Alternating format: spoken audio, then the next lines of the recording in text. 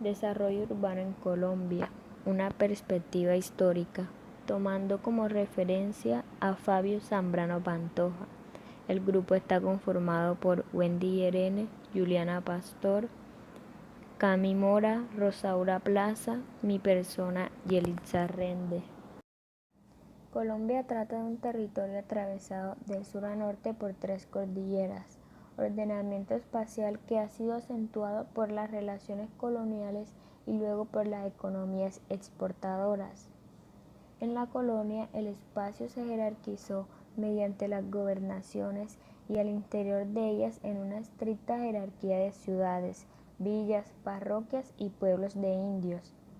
Cada una de ellas con funciones determinadas y normalizadas. Esto cambió con la independencia, pues el costo de ser república significó la pérdida del ordenamiento que España había forjado durante 3 siglos de dominación. Esto se reflejó en la pérdida de la primicia urbana de las ciudades tradicionales, que era el eje ordenador espacial de la Nueva Granada. Pero en cierta medida, la dependencia colonial fue reemplazada por las economías exportadoras, pues se continuó con el eje norte-sur como la lógica fundamental del ordenamiento del espacio. La geografía republicana mantuvo el principio del ordenamiento de zonas de producción, itinerarios de transportes y puertos de embarque, similar al colonial. Los cambios profundos se van a suceder con la consolidación del mercado interno como resultado de la economía cafetera y del proceso de industrialización. La población durante la República. Se produce con la independencia, donde ya se venían presentando profundos cambios en el proceso de urbanización en nuestro país, especialmente durante la segunda mitad del siglo XVIII. Esta dispuso la división de departamentos y provincias y cantones, y lo más importante, suprimió el sistema jerárquico de privilegios y estableció la igualdad teórica entre todos los municipios. Ciclos de poblamiento. La primera es la recuperación demográfica desde mediados del siglo XVIII, la cual producía el proceso funcional más importante de Colombia. Encontramos el fenómeno de los movimientos de cada 100 años, que lo podemos asociar con la saturación demográfica de las regiones del clima frío, que expulsó las poblaciones hacia tierras tempranas, entre 1740 y 1780. Luego, en 1840 y en 1860, el 80% de las poblaciones de la región andina estaban en los climas fríos y templados. La segunda son los ciclos económicos. Aquí la causa fundamental era el desplazamiento del eje poblacional de la cordillera central. Asimismo, las nuevas vías de comunicación generadas por la economía cafetera introdujeron cambios importantes. La tercera es la comprensión de los movimientos poblacionales. En esta estuvieron acompañados de avances en la higiene, en los progresos que solo lo han permitido en el desarrollo de núcleos y poblaciones de tierras calientes, muchas de ellas tenidas por Marx en el siglo XX. Aquí en esta le vamos a dejar una gráfica de las diferentes poblaciones que tenemos en Colombia. La ciudad y la configuración en el espacio. Cada sociedad es una época determinada y en el marco de un sistema económico específico. Produce un cierto tipo de ordenamiento de espacio. Eso quiere decir que así como las estructuras económicas y sociales se transforman a lo largo de la historia, lo mismo sucede con las estructuras espaciales, las cuales interactúan permanentemente con las primeras. En nuestro caso, igual que en el resto de Hispanoamérica, España dominó las áreas descubiertas fundando ciudades y un nuevo núcleo urbano. Significaba la posesión de tierras y la sujeción de los pueblos que la habitaban. Desde las ciudades se organizaban las explotaciones de las regiones conquistadas y se administraban las nuevas unidades económicas. Transporte y urbanización. El sistema de transporte era prácticamente inexistente en el siglo XIX y los tiempos de transporte interno eran demasiado altos, debido a que los caminos no pasaban de ser herradura. A comienzos del siglo XX, un viaje de Barranquilla a Medellín duraba 3 semanas, de Bogotá a Medellín 2 semanas y de Bogotá a Buenaventura 10 días. Debido a esto, la construcción de los primeros caminos y la regulación de la navegación a vapor por el Magdalena en algo aligeraron los viajes, pero sin causar grandes modificaciones. Debido a las dificultades de transportar grandes volúmenes de pasajeros y carga, en razón de los números transbordos, con el consiguiente alto costo de los fletes en 1908 entre Barranquilla y Bogotá, según los productos, y el flete era entre 7 y 14 veces el valor del trayecto de Nueva York y Barranquilla. Los primeros esfuerzos realizados en la construcción de ferrocarriles se orientaron a la comunicación de los centros urbanos importantes con los puertos fluviales y marítimos. Se trataba de un sistema de transporte centrífugo hacia afuera del país y que tenía como eje central el río Magdalena, siguiendo las exigencias del comercio internacional. Antes de 1920 se trataba de tramos aislados que no constituían una red. Eso cambió en esos años, cuando se logra construir redes regionales, la de la región central y la de la Pacífica y Caldas, además de tramos aislados pero de mucha importancia como Medellín, Puerto Berrío y Barranquilla, Puerto Colombia. Con posterioridad se fueron empalmando las redes hasta que en 1961 se construyó el ferrocarril del Atlántico. Esta red ferroviaria se complementaba con las carreteras, que también se desarrollaron de una manera tardía. La lentitud en la integración de las redes regionales de transporte y el tardío mejoramiento de las carreteras fueron causas directas del retardo en la concentración urbana que hemos señalado. Mientras los principales centros de poblamiento que existían, como la región central, la occidental y el Caribe, se encontraban semi-aisladas, era difícil que la economía y la población nacional se concentraran en una ciudad. No era posible, por ejemplo, que la industria se concentrara en la capital mientras no se contara con costos bajos en el transporte de las materias primas y en la distribución de las mercancías. La importancia de los ferrocarriles en la industrialización es muy clara. En Medellín, entre 1912 y 1919, se fundan varias fábricas, se amplían las que ya estaban fundadas, hechos que coinciden con la conexión definitiva de Medellín con Puerto Berrío y con el sur del departamento. El ferrocarril del Pacífico, como ya lo señalamos, es el responsable de la localización industrial en Cali.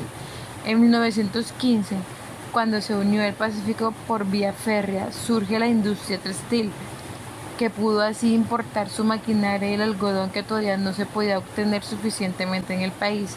El surgimiento de la industria en Bogotá está relacionado con la ampliación de sus mercados regionales, con la construcción de las carreteras a Boyacá desde 1905 y con la conexión por ferrocarril con Girardot en 1909.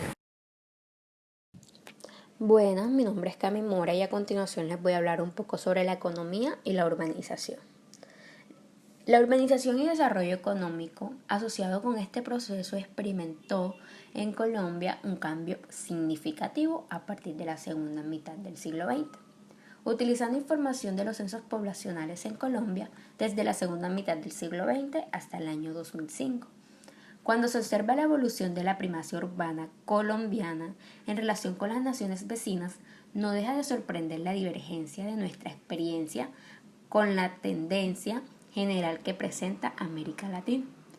Con estas 4 metrópolis regionales y una amplia red de otros centros de dinámica vida urbana y de más de medio millón de habitantes, Cartagena, Cúcuta, Pereira y otras que sobrepasan los 300.000 habitantes, como Ibagué, Manizales, Pasto y Santa Marta.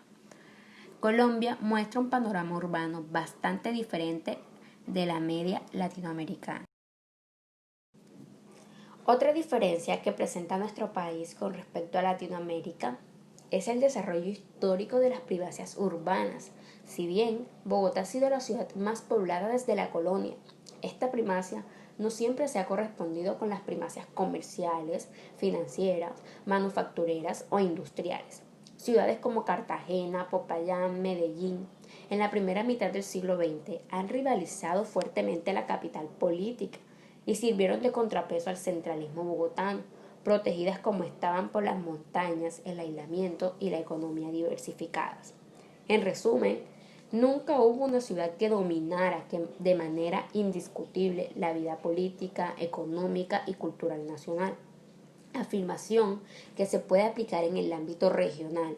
Por ello se afirma que en Colombia el peso histórico de la estructura regional diversificada es todavía muy elevada y los índices de concentración regional son los más bajos de América Latina. Esto es el resultado de una estructura económica donde las actividades productivas no han estado concentradas en una sola región y por el contrario se han caracterizado por presentar numerosos núcleos complementarios entre ellos. Producción de café por departamentos. Entre 1898 y 1932, la producción cafetera se multiplica por 5 y se reubica en la cordillera central, a favor de las regiones de Medellín, Caldas, Cali, donde se cultiva más de la mitad del café y a donde se beneficiaba el grano a través de la trilla. Actividad de tipo industrial, de gran importancia en la formación de un mercado laboral urbano. Medellín, el centro industrial, Bogotá, capital y principal mercado, y Barranquilla, el primer puerto. Y más tarde se le suma Cali, gracias a la caña de azúcar y a las actividades portuarias de Buenaventura. Esta precocidad en la difusión espacial de la industria ha servido de soporte al desarrollo económico de las 4 ciudades. El mercado interno colombiano. En ausencia de una intervención reguladora del Estado, las ciudades de provincia carecen en la actualidad de los medios para contrarrestar la irresistible atracción de Bogotá. Esta primacia urbana de Bogotá ha venido creciendo desde el censo de 1964, con un retardo significativo con respecto a los países latinoamericanos. El cambio en la localización geográfica de la industria es bien notorio, lo que se comprueba con el afinamiento de Bogotá como la capital industrial del país. Para 1990, la capital concentraba el 35,5% del total del número de establecimientos industriales del país, el 32,2% del personal ocupado y generaba el 25,9% del valor agregado. Mientras tanto, Medellín presentaba una tendencia descendente en estos guarismos.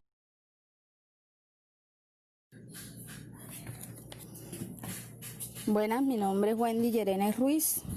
Les voy a hablar sobre los nuevos escenarios. En primer lugar, tenemos la terminación de la carretera que une Bogotá con Santa Marta.